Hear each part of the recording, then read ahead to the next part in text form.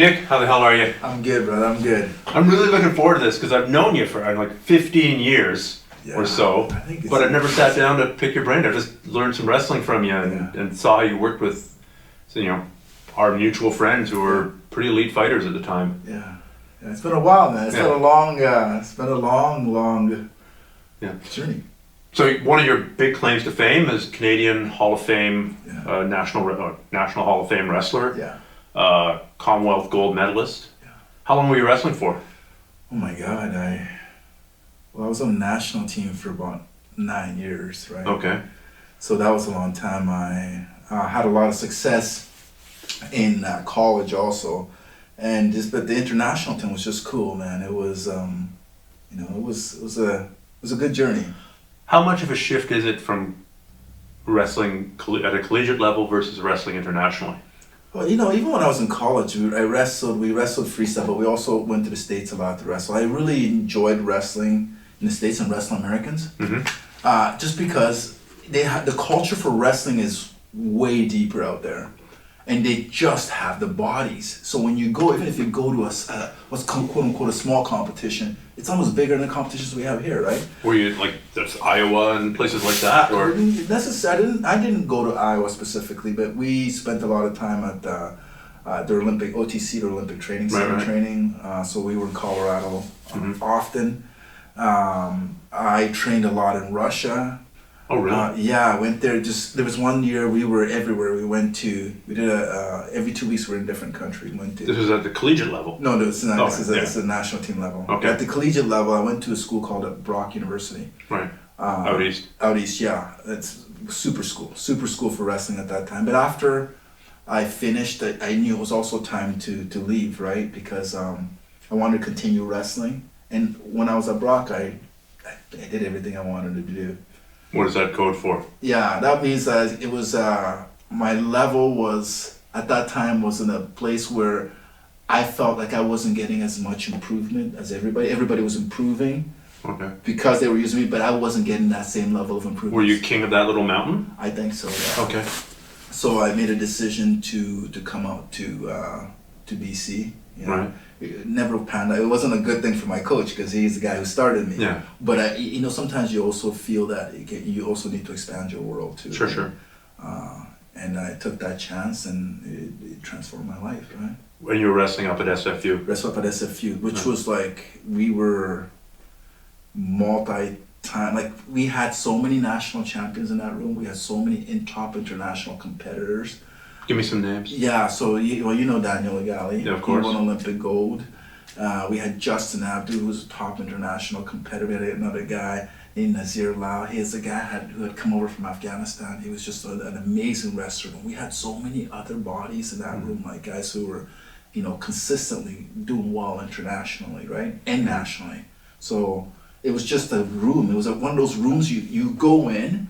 You had to have taken your nap. You had to have had your snack, because definitely you were gonna be like, there was no off day, right? Yeah. And Daniel and I were like pretty much number one main training partners for each other. And I remember when we started really getting serious. Was he a little bit lighter than you? He was one weight class down from me, but he was heavier. He was heavier for that weight, right? So we were able to train well together. It wasn't a big gap. Mm-hmm. It was tough, man. It was tough. As you would expect from an Olympic gold medalist. Yeah. It was tough. But what happened because of that kind of room, just think about when you're having that kind of training. Every day you're like, definitely, you're improving, the skills come out. I mean, the only goal is just trying not to get injured, right? But the level of improvement was drastic because, none of us, he was an Olympic champion, and I wasn't the level I was, but just because our room was based almost on an American system of intensity. So which made sense for a person like me. I don't think it makes sense for everybody because some people need a base of technique. But because we had the technical base was good, now we had the heat, which was like wrestle hard, wrestle everybody, overtime, again. So you started to understand how to break comfort zones, right? And because against Americans, you could be good technically, but if you went against them, and your gas tank wasn't up to par, you were gonna lose. But what I started realizing later, if your gas tank was up to par, and now they couldn't break you anymore, then they had a hard time. It was gonna be rough for them, right? Okay. Because they depended a lot on that. So it was beautiful at that time because I learned the aspect of, having a full gas tank, but I also learned the aspect of marrying it with technique. Right. So I felt like I became a more complete wrestler through that process. So, I mean, obviously it would vary within the competition season, but let's take us back to that wrestling room. And you'd walk in. Yeah. And how long would you be there? What specifically would happen? Practice. 5 minutes of this, an hour of that? Yeah, so then you get in our room. Every wrestling room has a different thing. But if I could talk about our room and SFU specifically, the practice started at 4 o'clock. So from 4 o'clock till, you had about 50 minutes warm up. Then immediately it takes you into specific drills. So you had a time to, do some specific drills. So when you say drill, because people mean different things when they say drill.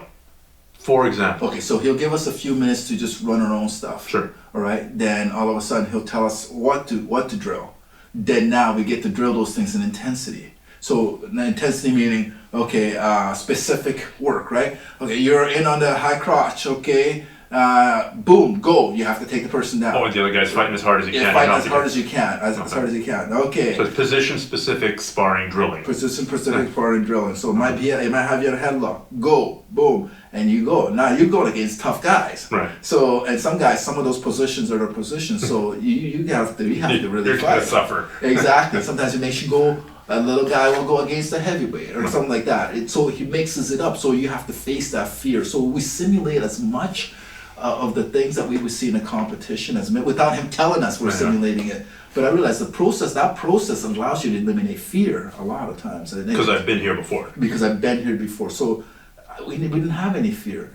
So once we finished that particular situations, and now it varies on different days, he would know, okay, all right, scrimmage time. And that was one thing we did a lot in that room because I think the philosophy, our coach he was an American. That was his background. Where did he come from, dude? Mike Jones. I can't remember exactly where he came from, but he's one of those just tough old American guys, right? Sure. Just with that attitude. Loved it.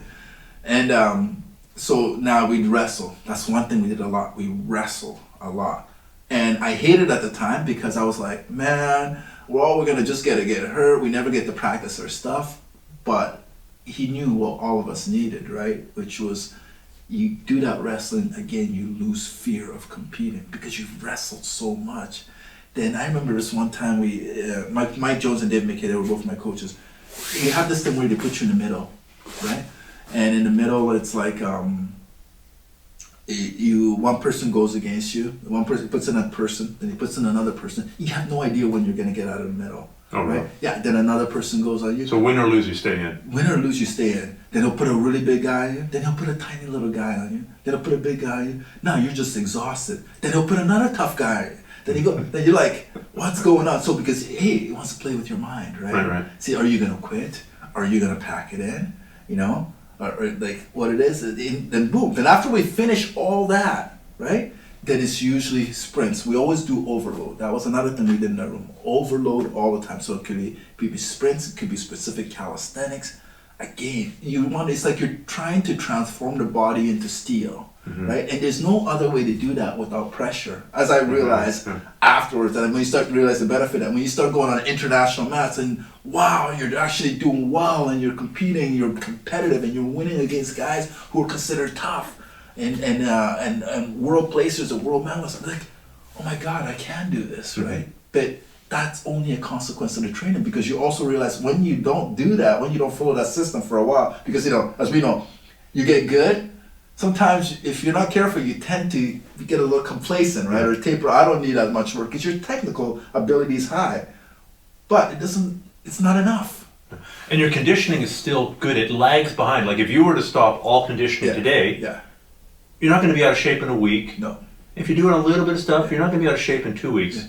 It might take a month. It's going to catch up with you. It catches up, and you can feel it. You may not feel it when you're not on there, but you can. It's a minute difference. You can only feel it against top competition because they're going to push you, right?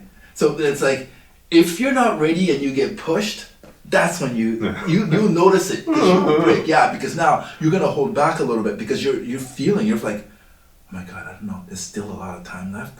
I can't handle this. So instead of you continuing to put your pressure on to nullify that guy's pressure, because when pressure comes at you, if you don't meet that pressure, you're in trouble, right? Because now that pressure, you're only defending, so you're exerting energy to keep status quo. So you want to be able to have that's the reason you got to have your gas tank really on point, is so you can meet the pressure and supersede the pressure that's coming at you. So if your gas tank was 10, that's how many units of gas were in your gas tank. How much of that came from the drilling and the wrestling, and how much of that came from, say, doing the sprints or the calisthenics, the burpees till you puke? Okay, I'm going to tell you, I would say it's 50-50. Really? Yeah. Some people think it's like one or the other. I think it's both, right? You need the drilling because drilling is specific, right? There's some rooms, there's some places that only drill. They get most of it, so all their work is specific stuff, okay? So that's okay, it can happen but that has to be done over time. So to really get it from that, I know rooms like Montreal, they'll do it, but they'll drill like 2.5, 3 hours. That's their practice, right? They don't, it's not about intensity, but their technique will be on point. If they're like sort of like a shoulder throw specific person, they'll get that shoulder throw if you're off in any way, right? But if you can push those guys now, right? They might be able to get that shoulder throw in the first round, right? But if they don't finish you, like tech you or pin you or whatever, what about the second round, right? So I realized that the running, right, the weight training, the what's it called, all the conditioning stuff, cardio, the sprints, everything. Was extremely important because I knew the difference when I didn't do those things. I just was not as confident. I just didn't want to step on the pedal as much because you're a little bit afraid. If what about if you run out? You know what happens when you run out of juice, right? It's like. See, the same debate exists in jiu-jitsu. I'd say at a high level, most competitors do some form of conditioning. And conditioning is a very, very broad term. So let's just, for the sake of argument, split that up into like strength training and endurance training. Like endurance would be anaerobic, aerobic. And I'd say most competitors do both. And most MMA guys do both. Both sparring and conditioning. But then some really good guys. Marcelo Garcia, who's one of the best jiu-jitsu guys of all time. Just, you'd have a warm-up, moderately tough warm-up, but nothing like sprinting to failure. Get the blood moving, and then get all his conditioning from jiu-jitsu. And it's hard to argue with success in his case. So I wonder how much of it's unique. Some people, maybe they have the mindset or they have the physiology, whereas other people really go heavy on the conditioning, and they're also successful. It's hard to argue with success. So I wonder if we get better at like sequencing the genome or figure out, maybe there's genes for endurance, and if you have a ton of natural endurance, you don't need as much of that, and you got to focus on technique. I got some ideas in that. I've seen Marcelo Garcia a lot on video. I've been that world, so I have to follow it. And he loves to go. He loves to roll. He'll roll and roll and roll. And so think about his rolling capacity, right? It's up there because he just does it. So he can do it hard, he can do it low, and his efficiencies are so good. Like he doesn't waste energy in places where most people would. Wherever he goes, he already knows where he's going. He knows what's going to happen from that position before. So think about the amount of energy he really gets, and he's at a much higher level than a lot of people, right? So he can take advantage of all that. So I look at that and say, good. Now I can say I've seen that. If I say Americans, because I love Americans, right? Especially for wrestling, because there's a combination that they discovered.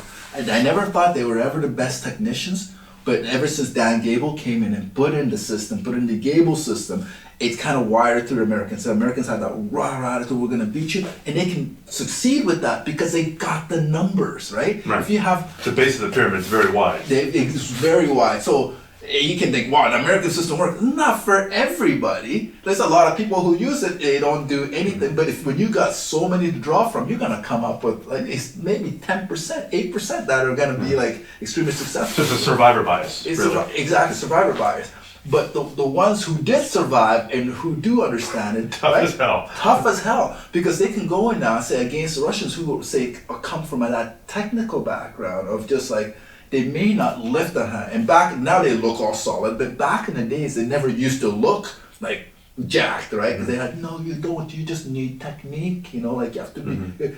Then America started laying the heat on them with that intensity, with that muscle, with that just crunching them. Guys like what's it called?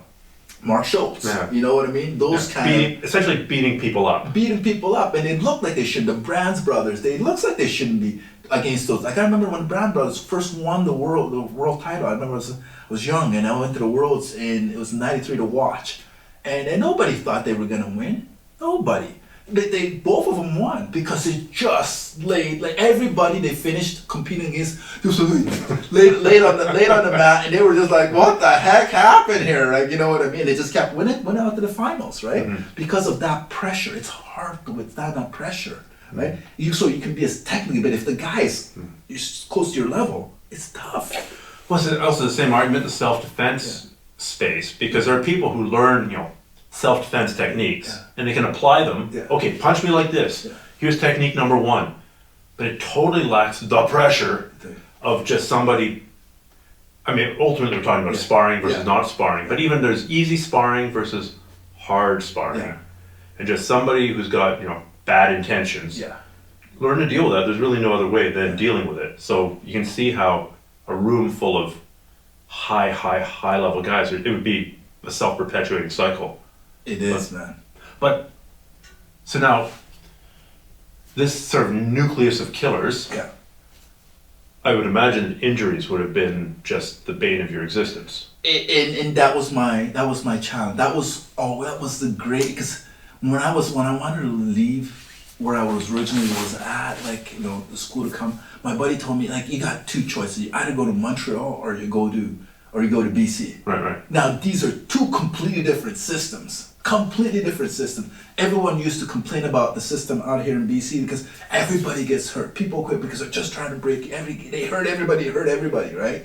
So that was always... Well, you were in the East at the time, so that's East versus West. Exactly. Oh, you don't want to go over there with those maniacs. Exactly. That's the mentality. So what were the people in BC saying about the Montreal guys? Well, they just thought they're soft, right? They're soft, right? You know what I mean? And everyone out there is soft, because it's a conflict. The system. Their coach is a Russian guy, Victor Zilberman, and his thing was about you have to. And they were successful too, right? So Sure. Both groups were equally successful. So I can't say this one is way better than this one or this one because But do you think there's a certain type of individual or somebody with certain athletic gifts? I mean, some people are faster, some people are stronger, some people are, more flexible.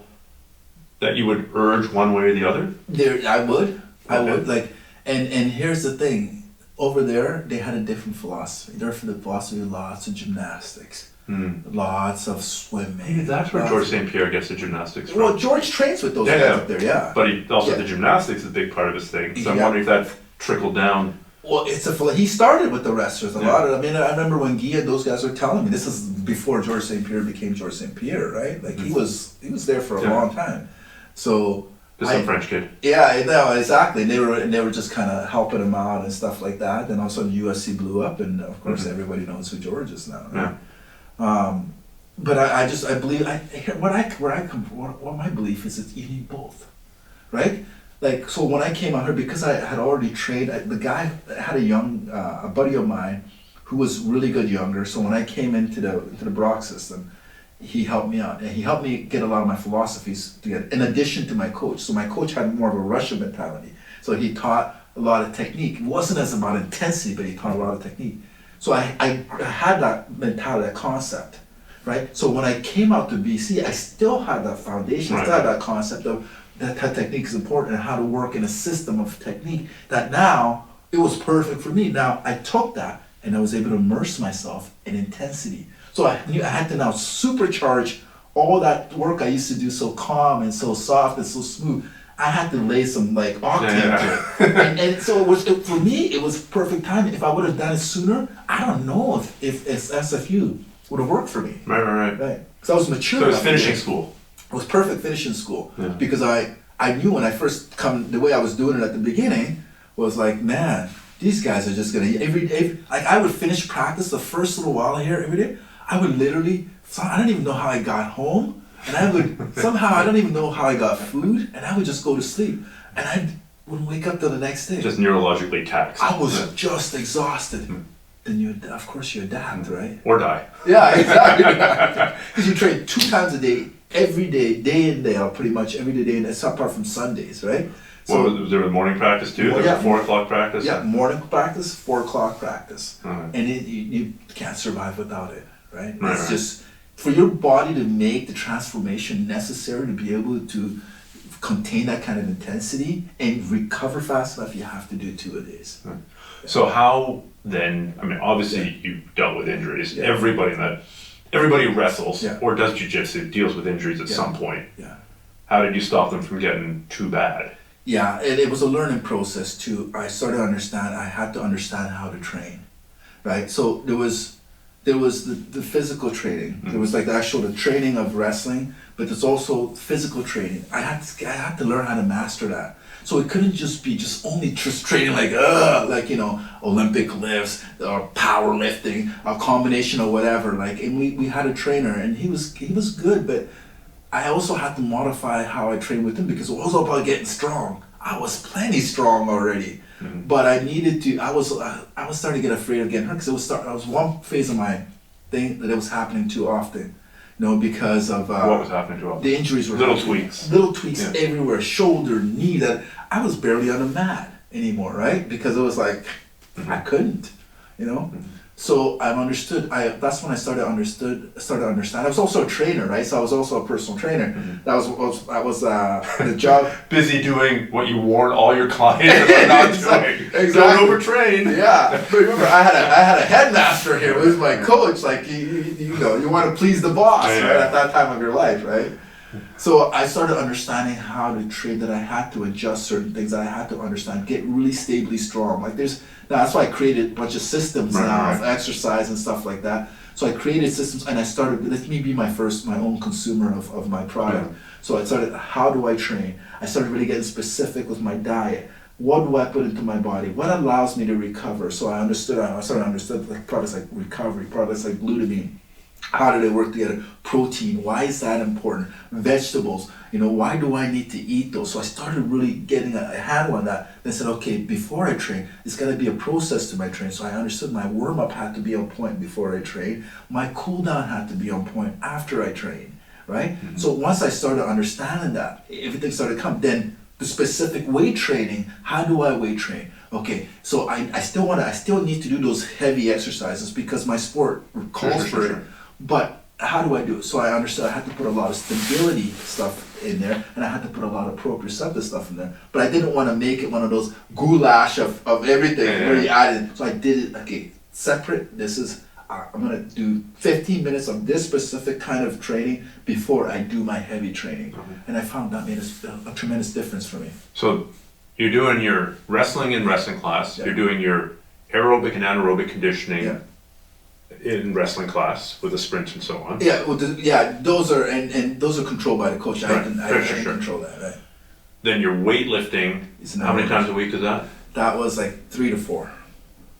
So in those days you'd be training 3 times in a day? No, there was still 2 because the other stuff was part of practice. Oh, okay. Yeah. Okay. Sometimes it would take a big chunk of time. Sure. But it was part of practice because I tried to leave the afternoons were set for like watching videos and breaking down the opponents, picking up technique. Well, you're at a university here. I'm talking university? No. Yeah. Were you doing any university stuff at this point? At SFU? No. At SF, when I came in, I had already graduated before I came. Okay. So SFU was you were trying to balance all that with academics. Team. Yeah. Okay. So the national team was based out of SFU. Okay. Yeah, that's where the center was. Yeah. Like just I didn't see how the hours in the day added up. Well, no, but it was basically the same. Even in university, it was the same. Like you still train twice a day. Some guys were like crazy. They train 3 times a day, right? And we try to, go the extra mile. You realize you're pretty exhausted after that. Sure.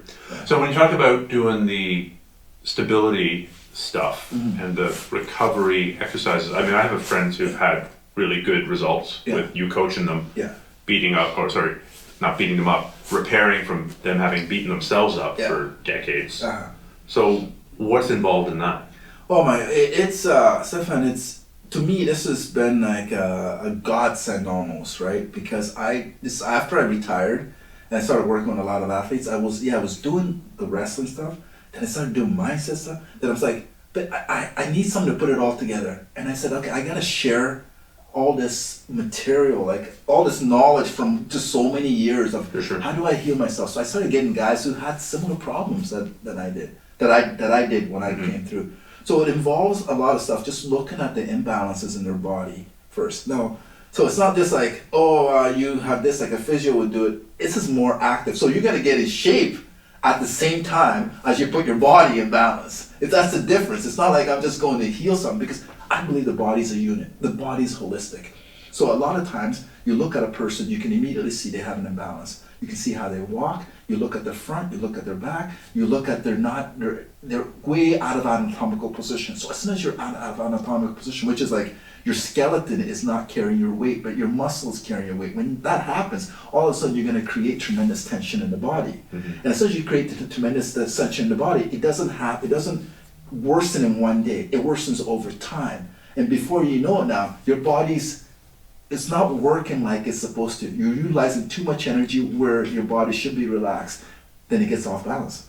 And then you have that one traumatic injury and you go, it was doing bent over rows. Absolutely. But it's been set up a long time before. That was just the straw that broke the camel's back. It's the weakest link, right? Yeah. So it's the weakest link now, all of a sudden, boom, oh my God, I'm hurt. Oh, it's because I do this. No, it's not because you do that. You look at your core is extremely, so the transfer of energy from the ground to your upper body is no longer there, because now it's not, and you look at it, man, you got a six pack. You shouldn't, I got my abs are strong. No, it's just because you're saying have a six pack does not have anything to do with your abs. That's just body fat. Yeah, that's just body fat, you know? Rather, just we should be clear for people listening, that's you having under a certain amount of body fat.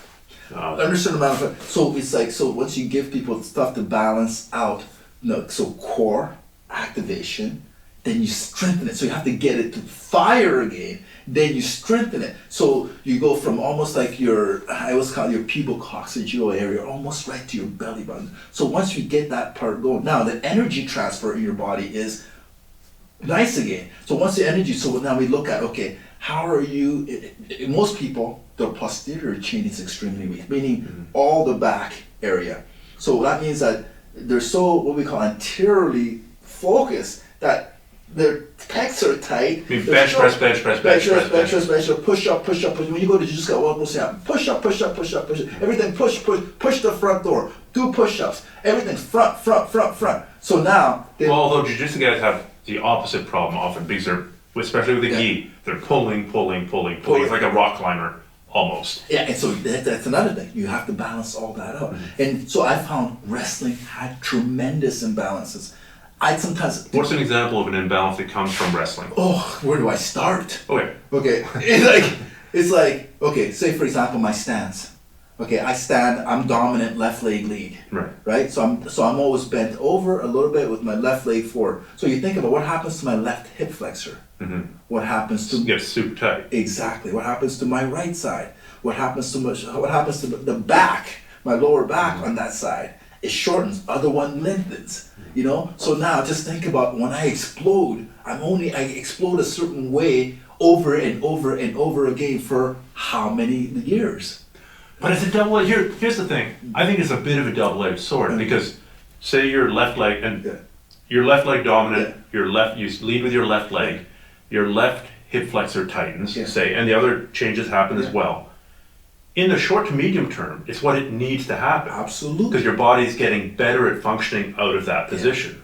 But then there's a medium to long term cost of that. When again, it's that little thing we call it, like you mentioned, the weak chain again, right? The weak link. So now, okay, so maybe you're a little bit later on in your career now, right? You've created that efficiency when you were young. It was like amazing, but now every time you explode, you have an issue with your back. Yeah. And now you're terrified to explode anywhere. You can still explode. But 1 or 2 explosions, and you know that the only way to get out of bed is to crawl to the shower to get some water on you, right? Yeah, or destroy your kidneys with non-steroidal with ibuprofen or whatever the hell. Yeah, I just read this book called Endurance. I think it's called Endurance. And it's mostly centered around running, but it covers other endurance sports as well. And there's a debate that I thought was just so fascinating. How hydrated should a marathon runner be? And there's one kind of camp that goes, well, he should be well hydrated the whole time. But you basically can't hydrate during a marathon. If you're running at like a 2-hour, 10-minute pace, like a world-class Kenyan pace, you might be able to throw a couple of glasses at your face and some of it might land in your mouth. And you might be able to hydrate. But there are other people out there arguing how.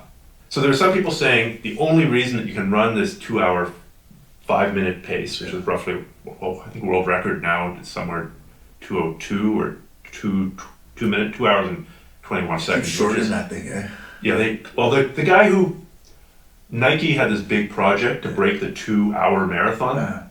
So it's not an official race. They were using pacers, for example, and they used like the perfect track at the perfect elevation on the perfect day with the perfect shoes, and they almost broke 2 hours. How close did they get? 21 seconds. Oh, which is crazy. It's the 4-minute mile. It's the 1,000-pound squat. It's the man on the moon. But the counter argument is that maybe they can only run these crazy distances because they're losing the water. Maybe because they're dehydrating, so they lose weight. When you lose weight, you become more efficient. In running, I think it's like 1% more efficient per percent body weight lost. So at that level, I don't know what's the average Kenyan runner weigh, 120 pounds? Is it even that? They look like even lighter. Well, let's say 100 pounds. Yeah. And they lose 10 pounds. That's a significant. That's a 10% increase in efficiency. At the same time, you're suffering from dehydration. Sure, can't be good for you. No. But there's this debate of like these adaptations that you're doing in the short and medium term. How necessary are they to sport success? So I just find that stuff fascinating. But at that level, everything counts because it's a game of millimeters, a game of seconds. A game of seconds, a game of one little position, a game of, we look at everything. We've been talking mostly about the physical, but if we can reverse it to something that I found of huge interest later on in my career, obviously, as you grow in what you do, it became the mental aspect. How powerful that started to become. How that became a game of inches, too, right? A game of how are you thinking? How is your emotions, right? What kind of behaviors are supporting that? What beliefs do you have around your capability? Because I found that little button changes everything for somebody, depending on who the person is. Yeah. I mean, you and I have both watched fighters that we knew blow up over emotional issues that had nothing to do with their bodies directly. That had nothing to do with their technique, but all of a sudden, there was a cascade of effects, and we can all understand. Oh man, Nick blew his knee out completely. He's out of the game. We all understand that, but we're not as forgiving for Nick was just so burned out. He had just freaking had it with wrestling or whatever. Exactly. Oh, like I said, you say those things. I remember those times where it's just like nobody can understand, but they can't see it. It's the unseen, right? But I really understand how powerful that is. Like when you have a person, you look at that. How many athletes have I had? They're in great shape, man. Look at them, physical specimen, Greek god, and then just fall apart. Fall apart, where you don't know, dude, no, they're not responding to anything. They've gone to a completely different place in their mind, and whatever's happening right now does not matter anymore. Instead of being in a charged up emotional state or a calm, energetic, confident state, they're not there. So what did you do? I mean, you've already talked a little bit about the mental aspect of the physical training, because in that wrestling room, you're essentially having hundreds or thousands of competitions. So you're learning to deal with the fear. So you've talked about dealing with the fear, but what about tweaking your mind so that you are in that optimal flow state? I'm assuming you're talking about the flow state. Yeah, that zone, man. it's a daily training. That became, I remember me and Dan, I go to Daniel's house, because like I said, we trained together, we talk to each other all the time, and it was like, we go there, I need a nap. The nap time meant it's your time, you're going down, Mm-hmm. like you just kind of going down. So you get really good at visualization, right? You get really good at, like first stage is centering yourself. You start to understand how to center yourself. You start to understand why that's important, because once you've done it long enough, you start to know the difference when you don't do it. So eventually, it starts getting good towards competition, because a lot of time, big competition, okay, listen, we have a competition, it's on TV, they tell you, the coach tells you, Nick, we really need you. You know, you're like on prime time in Canada, this event's gonna be on, everyone's gonna see you there. You have two choices, right? Everyone's gonna see you on prime time, it's gonna be on TV, everyone's watching, all your friends and that. You can be either stressed, or you can rise to shine in the light, right? That's always a question. So the only thing that can prepare you for that, of course, is your training, but also your mental state, right? Have you seen yourself in that situation enough times? Is that thing, when you think about being in those lights, does it elicit fear, or does it elicit energy and excitement? Which are almost the same thing, or they're very close. Like They're one and the same. It's just how you interpret it. Yeah, it's all framing. Yeah. Like your system's going blah. Here's a whole bunch of hormones. Yeah. Here's adrenaline. Here's What are you gonna call it now? Exactly. What are you gonna call What it? are you gonna call it? Yeah. Is it excitement, or is it like I'm terrified? Right? I have to pee either way. Exactly. Yeah. You know. So you get really good at, you get really good at bullshitting yourself until you believe it. Right? Fake until you make it within yourself. It's not fancy, we're not fancying it up, but it really is. You're trying to convince yourself of the impossible. You're trying to override, you're constantly overriding those feelings you have of intimidation, right? So for that to happen, you have to get really good and really fast at reinterpreting sensations in your body, reinterpreting pictures that come in.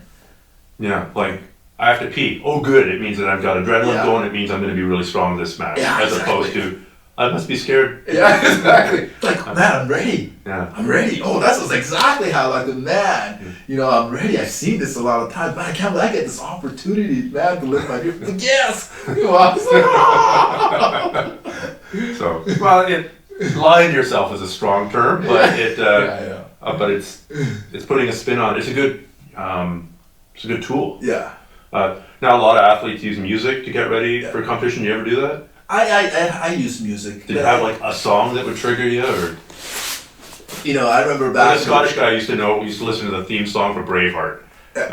He's a super high level wrestler and MMA guy, so he'd be listening to like Braveheart, thinking about dying for his country. I wasn't that. I was more internally focused, right? Like I only used music during training. Okay. Right? I didn't.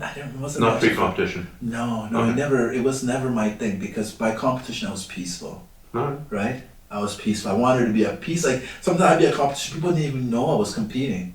They know I'm there for competition, but it's just, I'm so, but I had to cultivate that gregarious to fit my personality more. I'd be talking to everybody, you know, just laughing, like, you know, on my tracks, you might not even know I'm ready to go until I'm ready to go. Yeah. Then when I'm ready to go, I had my sequence. I knew the level of activation that I wanted. I knew how I was going to enter it. I knew I wanted energy by there. So I had my anchors, I had everything set. When you say anchor, what do you mean? So I'd be like, okay, say for example, I might want to get myself in a state where a certain level. So I'll be like, maybe I'll squeeze my fist, right? You know, I had that thing, but I knew what that meant. So as I squeeze my fist, my energies go up. I'm filling up with more and more energy. I'm filling up with more energy and more confidence. My energy oh man, I feel so good. It's so good. You're ready for this. You're ready for it. Then I'm not breathing. When I breathe out, I'm ready. I'm ready. Right? Now, think about it. If you've done that X amount of times, for how long, you start to buy into it. So that was so then I don't need to tell myself all the time, just like squeeze a fist, boom. Then when you're on the mat, there's a whole other set. So before I get to the mat, that's why I can be so peaceful. I knew that I'm going to be in the arena. I've been to how many different types of arena. I know I'm going to see competitors. I know I'm going to see the athlete. I know I'm going to see the coaches. I know I'm going to see the fans, the stands. Each time I see one of those things, I feel more and more confident. I feel more self-assured. I feel ready for this. You understand what I mean? Yeah. So I'm telling myself, every time I see this, so now I see... Oh, good, there are the fans. Yeah. Oh, good, there's a referee. I feel good. I feel good. Because before I even got to that place, weeks ahead of time, I prepared myself. So now when I go look at the draw sheet and I see maybe I got a world champion first match, I'm not freaking out. Because this is going to be my day. I'm home. So it's not based on win or lose anymore. It's, can I be in an optimal state to compete? Right. To compete to the best of my ability, to perform. Yeah. And I found I kept the stress down. Right? Because it's one thing, I always thought this competing in jiu-jitsu, it's one thing if the guy beats me because he's better than me. Yeah. There's nothing I could have done. Maybe I could have picked a different strategy, but if he's way better than me in every area, I'm going to lose. Yeah. But it's an entirely different thing to screw it up for my own failure. Yeah. So it's like if I give him the opportunity, if I do something completely stupid and I give him the match on a platter, that sucks. That's a different game. Yeah. And that's that was always, if I had a fear, that was my fear, right? I just wanted to, I said, I have a Christian background. That's my, so I said, just thought, let me do my best today. Right. I don't care what happens, I just want the ability to do my best. And sometimes there's matches that I lost, but bro, I was so happy. I was like, man, that was good. Like, you know what I mean? Like, I watched it, how did I do that? I lost, but man, it was amazing. Yeah. Right? So I started understanding that this whole mental game is not really about win or lose. Because if you can compete to your best, and you competed to your best, right? And you still didn't win, you're gonna feel amazing. Right? Yeah. And it sounds silly, but that's how it was. Yeah, and it's a useful mindset, because if you had the opposite, you'd go compete a couple of times and, oh, this is stupid. Yeah. You're never going to do it ever again. Yeah. Do you think that was a fairly similar mindset to other wrestlers? Or do you think other guys were driven more out of dark places or hatred or... You know what? I knew some guys who were like, wrestling's one of those things that attracts a weird set of people, right? I always want to say people that had a difficult road to life, whether childhood or whatever, and it seems to attract a lot of those kind of people, right? And the problem with being driven, I found with being driven with like I gotta kill somebody, I'm gonna get even, or I gotta just dominate, but it has with that negative connotation. It works at the beginning. That's the true reality. It works at the beginning, but it happens when you start doing okay and the hate starts to go away. What fuel are you going to depend on now? So I didn't like that, because I found that when I just started getting, the anger didn't work, you know? Because I thought it would work. You got to get yourself riled up. Yeah. Slap your face. Never worked. I had a coach slap my face. I told him, please don't do that again, right? It doesn't work for me, man. I'm like, what the heck? Well, I guess good coaches know what it takes to fire up. John know what it takes to fire up. Yeah. Philip knows what it takes to fire up. Yeah. Nick just leave him bloody alone and he'll do his own job. That's what they did. Like I knew, I understand that a lot of coaches did that. It was just like, it never bothered me much, right? Because I had to still prefer. If I had stuff they needed to tell me, they would have definitely come tell me. Right? So here's a weird question. So shifting gears a bit. Yeah. Daniel Ugoalah, after his wrestling career, had a, I think, brief career in this East Indian sport called Kabaddi. Kabaddi, So, did you ever see it? I saw it, yeah. Can you describe it for people? Because it's kind of like team wrestling, British Bulldog. Yeah, it's kind of like tag, right? Tag with wrestling. Tag with wrestling, and I used to see it. It's very huge. Like, we have a lot of East Indians in that. Punjabis. Yeah, Punjabis, right? They're huge. They're huge in sport for, sport, wrestling, all those sports. They love sport. And of course, Daniel was fast and he was sturdy, and he wasn't very big because they have a lot of big guys that do that sport, right? But it was, how are you going to take that guy down? You got to bring that guy down, right? Yeah. So explain sort of like, because I've seen it, but I'm at a loss to explain. Honestly, my truth is I know it and I've seen it, but I don't really understand it that well, right? You kind of got to go up and tag somebody and get away without them taking you down. And yelling kabaddi, and I should know. You never got recruited to do it? I just never. They invited me out to come do it. Some friends I had, right? I was just more into wrestling, and I was more into entrepreneurship. So when I had time, I wanted to focus on doing business and stuff like that. Right? I just didn't have it that much of a desire to play Kabaddi. Do a whole nother sport. Yeah. It's just funny, like it's a random weird extension, I guess. It's money though. There's money, and so that's why a lot of the guys did it. It was like, come on, you're making a salary from that thing, right? I suppose another random weird extension that then grew into a huge thing is MMA. MMA. Like, I mean, how long have you been coaching MMA guys? Oh my gosh! Like I think Dennis was my first client. That Dennis was Kang. like, that was a long time ago. 2005-ish, I want to say. No, it was before 2005. Was it before you got your gold medal? No. Okay. I think it was like 2000. It had to have been like 2000. 2003, 2004. Yeah, okay, that sounds right. Yeah, because it was just like he... So what did you think when some young, half-Korean MMA guy comes to you and wants to learn to take people down? Yeah, well, I knew I think I knew of Dennis, but I originally knew him through his trainer, because he had a trainer, a girl named Tracy Fast. Then Tracy's telling me, like, no, you really got to meet my client, right? Now, I think I've heard of him, right? Because, his name has been thrown around the local community, right? And I said, you should meet him. I think you guys will get along and stuff like that. Maybe you can help him. So I said, okay, well, tell him to come out to the practice that I can see. So they came out to practice. And of course, we're both combat artists. So it's like we immediately hit off. Then this thing spawned into whatever, right? Then I started getting invited, and he brought more people. Then, and Bill Mahood came, and these were like the early guys, right? Then we started training. Then I got into, just training a lot of Revolution guys, and then we kind of went through that road. Then of course, Pele, Bibiano, all those guys started. So it just became a thing. Like, I can go on and on with names, but it just became this thing. And we had a pretty formidable MMA community in British Columbia, in Vancouver. So how do you change wrestling to be wrestling for MMA, or do you not worry about that? Do you just teach them wrestling and then let them sort it out? Yeah, foundation is foundation, right? Good alignment is good alignment. Good alignment is good alignment. The biggest difference for me, what changed it for me is teaching them footwork, because that footwork, most wrestlers don't really worry about footwork. So for me, I was always a little bit different. I watched a lot. I loved this thing. I just didn't go into it to do it. So I'd always watch boxing. I loved boxing footwork. So I brought the boxing footwork into my wrestling when I was competing. Oh, really? Yeah, because I like move. I was not a static wrestler. I was not a wrestler who gets stuck or just stays low. I like lateral movement, like forward movement. So I understood footwork was. Who are you copying? You remember? Yeah, I watched old school wrestlers like Leonard.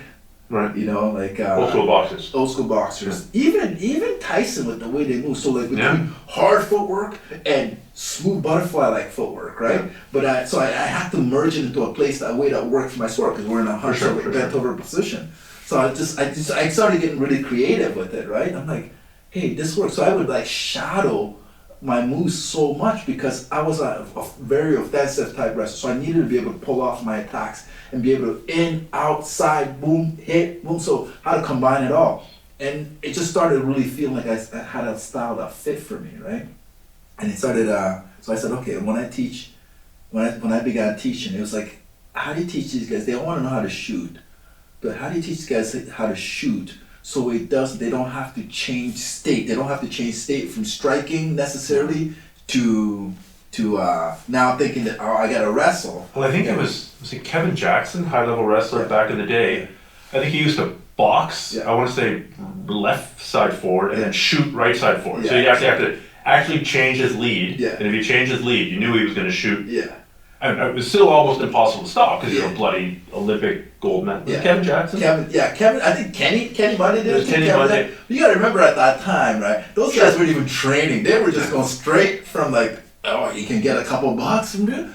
Awesome. So they were just like... I mean, it was a different time, a different era, and at that time, incredibly high level wrestling was good, so long as you avoided the submission. Exactly. Nobody did nothing. They didn't really know anything about Kenny Monday got caught in one submission.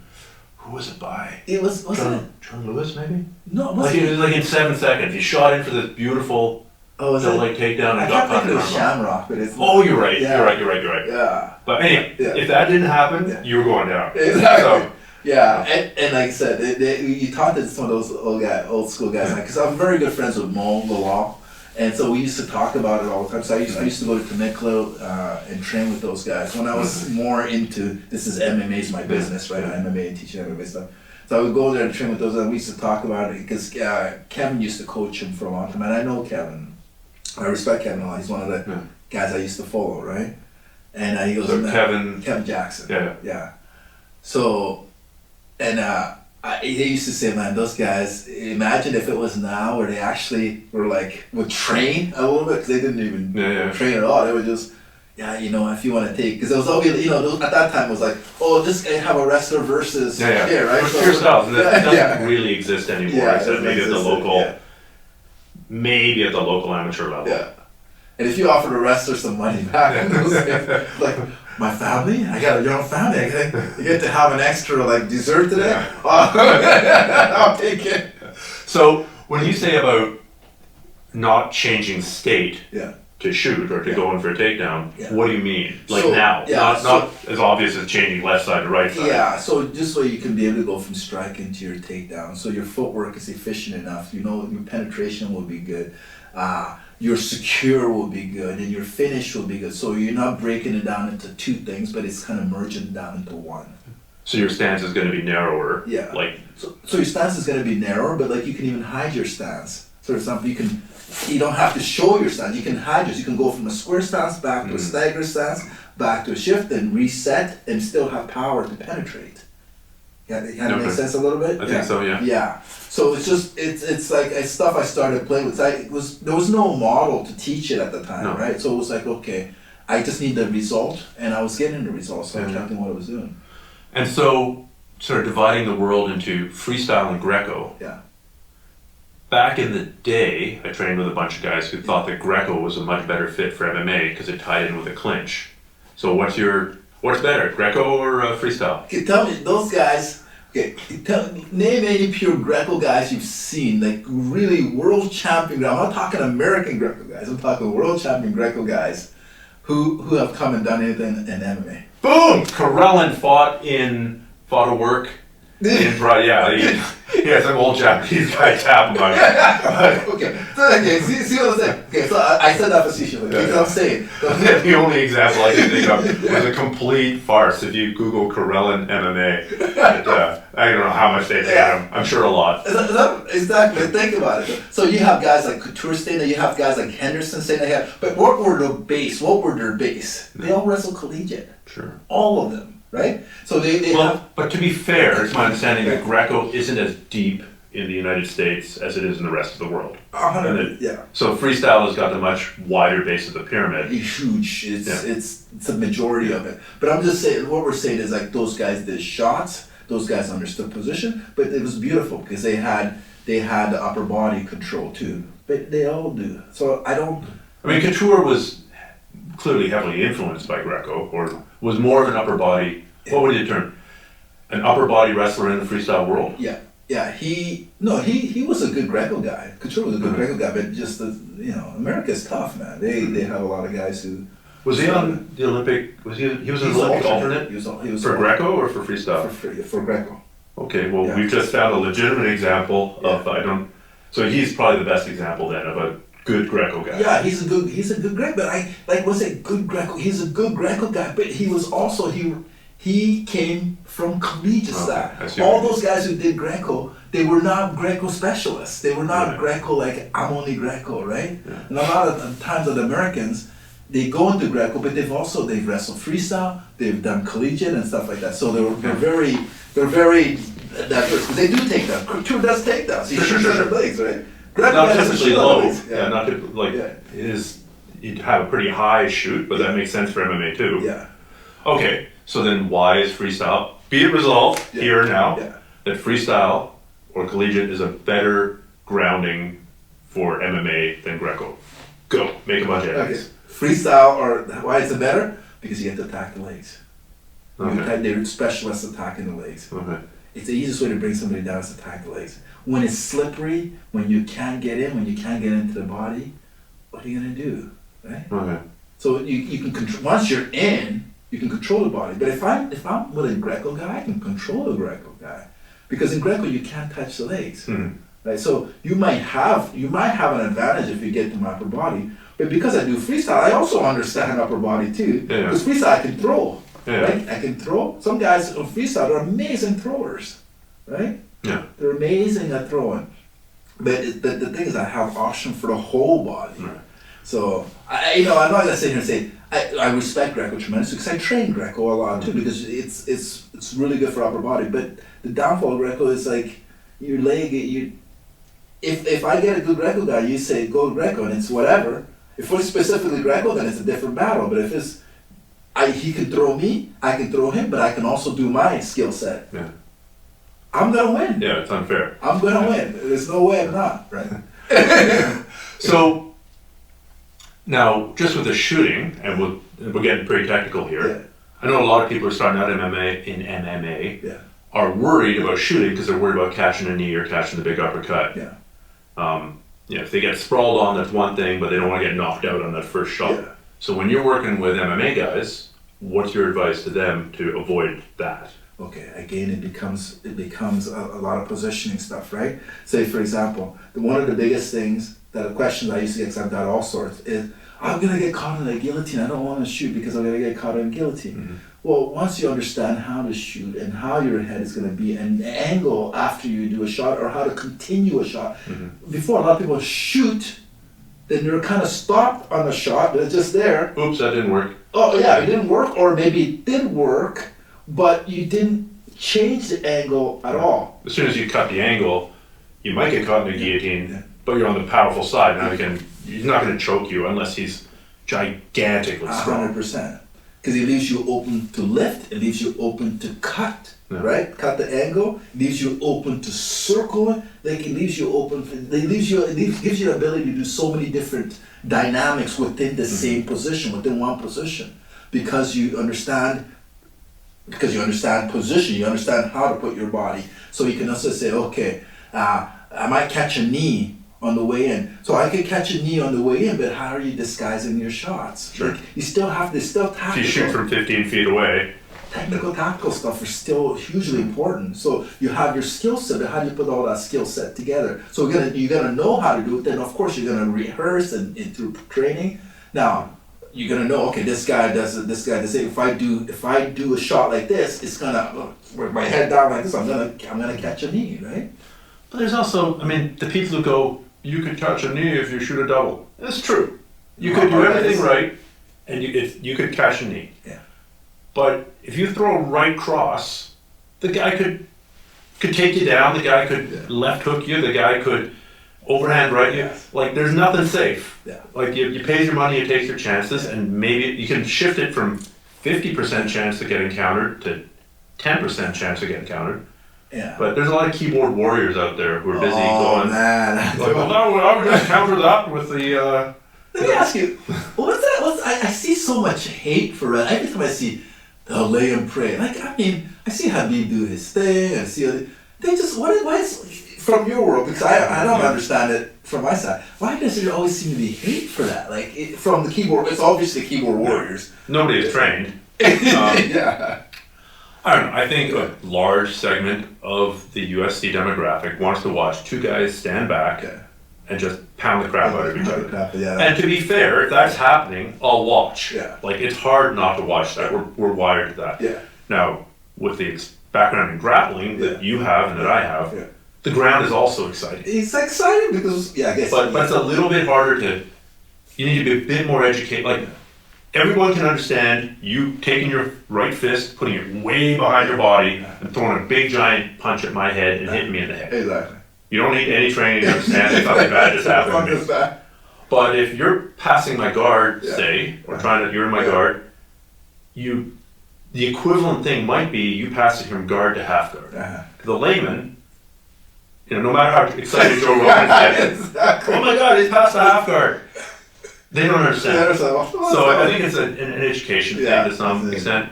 And also, it's sport. Like, I don't really watch football. I don't really watch hockey, but I at the fire hall, there's lots of guys who watch this. Yeah. And there's no shortage of critics. Everyone's a critic. Oh, that was the dumbest thing ever. Yeah. I can't believe they did that with 10 seconds left to go in the game. But if it had worked, oh my God, what a brilliant move. It was brilliant. It was amazing. It's unbelievable. Yeah, it's just, so I think fundamentally people want to, but I mean, the beatdown of Khabib versus McGregor, yes! Although he was a bad boy after. Yeah. McGregor was a bad boy. Tired leading up to that fight. Yeah. I'm going to calm down. I don't think anybody complained that was boring. Yeah. Well, you still see keyboard warriors. He's a lay and pray. No. I'm like, he finished McGregor. I'm like, what fight were they watching? Yeah, like, how can you be mad at that? Like, he finished the guy, right? After delivering a beating and the most significant punch of the entire match, what else would you want? Well, there were a lot of, and probably still are a lot of dyed-in-the-wool Conor McGregor fans. Yeah. And Khabib could have come out and knocked him out with a flying, jumping, spinning back kick to Superman punch combination, and they still would have been upset and like, look at him, he didn't even try his takedown. He was scared of Conor. You can't win. You can't win. You can't. And that's one thing I've learned online is I'm actually pretty lucky with my YouTube presence, my Instagram presence.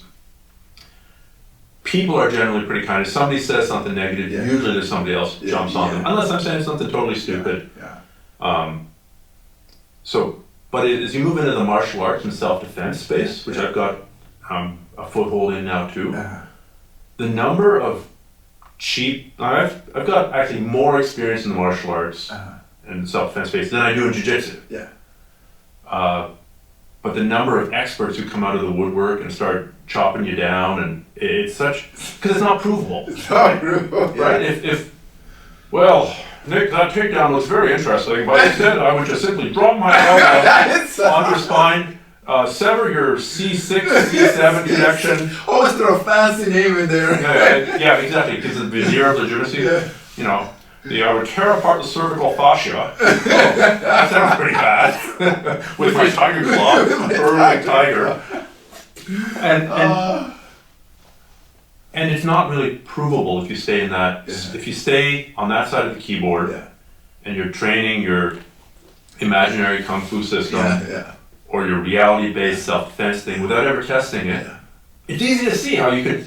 Well, clearly the guy could get knocked out with a spine or whatever, until you drop an elbow on someone's spine and they don't do anything. Hey, have you seen some of the YouTube videos? Oh my God! I just had with the super master being against an MMA guy. I just had you probably saw them because the guy called McDojo Life released it. He goes out on the internet and finds McDojo Life is called. Yeah. He's got a giant YouTube channel, giant Instagram channel, Twitter. And he releases some of the very best ones. He was just on the podcast a couple episodes ago. And it's the thing I find most, like, okay, maybe I'm mentally ill. I'm Grandmaster Poobah, and I think that I can actually push you back with my chi. Without touching you. Just because I've been eating, I've been, what's the term? Drinking my own Kool-Aid, right? Okay, so maybe I'm crazy. But where do you find all the students to participate in this madness with? They have schools, man. Yeah. We're paying students.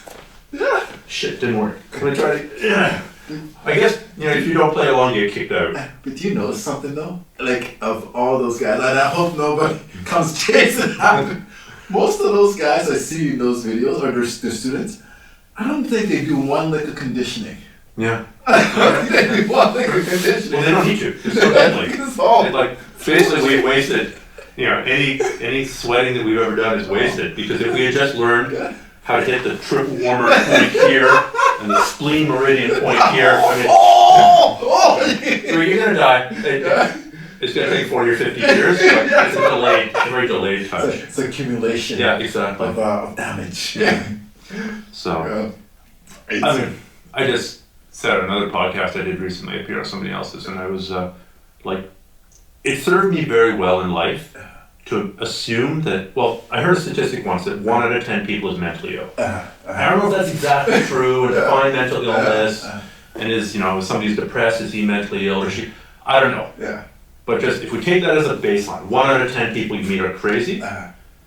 It actually is a very useful, maybe fake statistic to carry around with you, because you stop taking offense when somebody's acting completely outrageous or just, you know, I remember being a teenager and just on the street, I was collecting money for a charity, and some essentially, in retrospect, homeless guy came up and asked me to give him a blowjob. Just in the middle of like one of the busiest intersections. Yeah.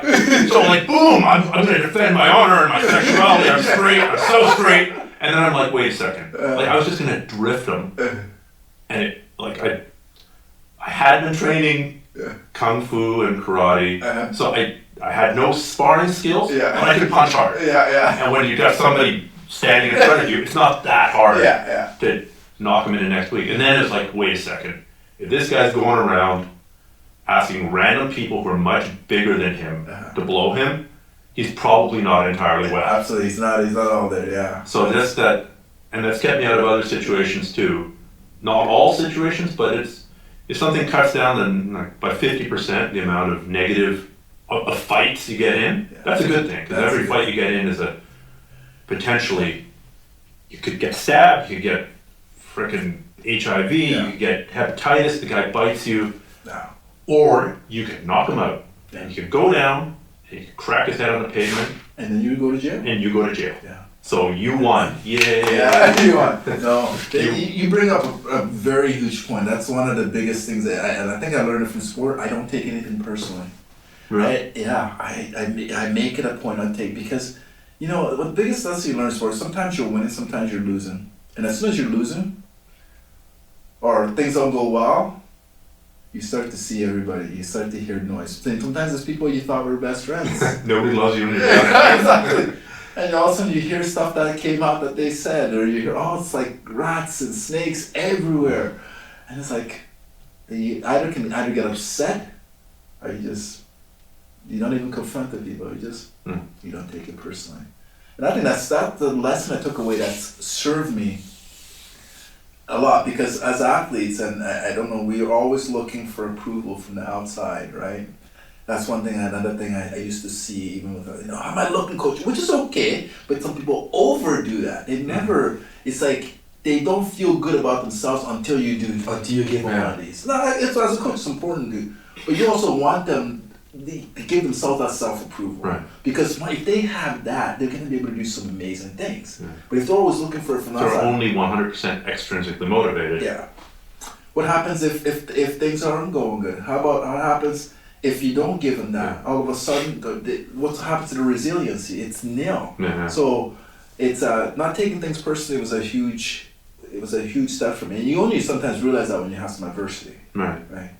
Well, I mean, adversity is a great teacher. Yeah. How do people find you in various places, and what is it that you can offer them? Okay, so a big thing I offer a lot, my main focus right now is I do a lot of resiliency, mental toughness training, and performance enhancement. So performance improvement, right? So I have different methods on how to do that. I work mostly with businesses, but I also work with a lot of athletes, as you can know.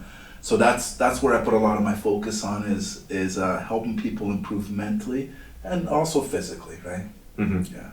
So how do people, if they want that or want to find out about that? So you go to, there's two things. When is this going to be up? This one? A couple of weeks. So go to www.ugohp.com or UgoHP. Yeah, UgoHP, UgoHighPerformance.com. The other one is it's mostly my fitness, nutrition, lifestyle oriented one, which is UgoFit, right? UgoFit.com, UGO. Yeah, that's the one I know about. Yeah. UgoFit.com, and that one will have all the stuff on health, nutrition, like the mental stuff will be in there, but lifestyle. So because those are, I was gonna put everything in one, but I wanted to keep them separate because one is about health and one is about just performance related, mostly around businesses. Awesome. Yeah. UgoFit and UgoHP. Yeah. UGO. Awesome. Yeah. All right. Thanks so much. Awesome. Hopefully it's not the last time that you're on the show. Absolutely. Anytime, Stephan. I loved it.